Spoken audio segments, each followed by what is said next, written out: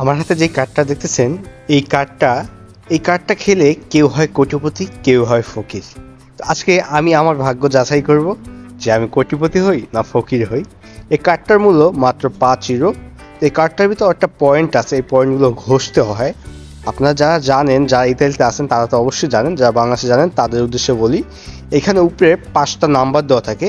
এই 5টা নাম্বার এবং নিচে হয়তো 20টার মতো নাম্বার দেওয়া থাকে।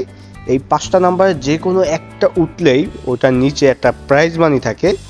হ্যাঁ, তো আমরা প্রথমে 5টা নাম্বার ঘষতে হবে। ঘষার পর 5টা নাম্বার কী কী যদি আপনাদেরকে দেখাই, এই যে এই প্রথম 5টা নাম্বার।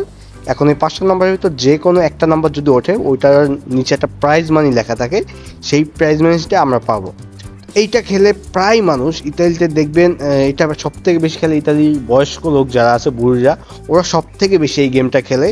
এই গেমটা মানে বিভিন্ন প্রাইজের আছে, 5 টাকা, 10 টাকা, 20 টাকা, 50 টাকা, অনেক দামিও আছে।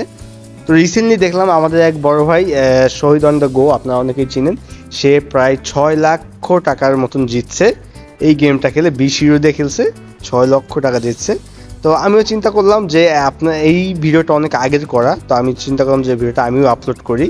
যদিও আমার ভাগ্যে কি আছে আমি নিজেও জানি না, ঘষতে থাকো ঘষতে থাকো ঘষতে থাকো।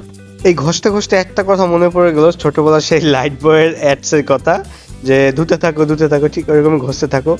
সবগুলো দেখলাম ভাই, কোনোটাই পাইলাম না। দেখেন, আপনার যদি একটু প্রাইজ মানি দেখাই, দেখেন এইখান থেকে যে কোনো একটা উঠলে, যে কোনো একটা নাম্বার উঠলে আমরা এতগুলো প্রাইজ পাবো ভাই। ভাবতে পারতেছেন, যদি কোনো রকম ভাবে একটা পয়েন্ট উঠা যায় ভাই, 1000 ইউরো পকেটে।